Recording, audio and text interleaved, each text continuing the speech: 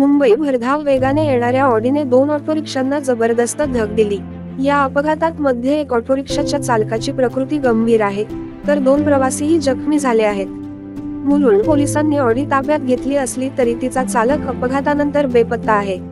पुढील तपास पोलीस करत आहेत।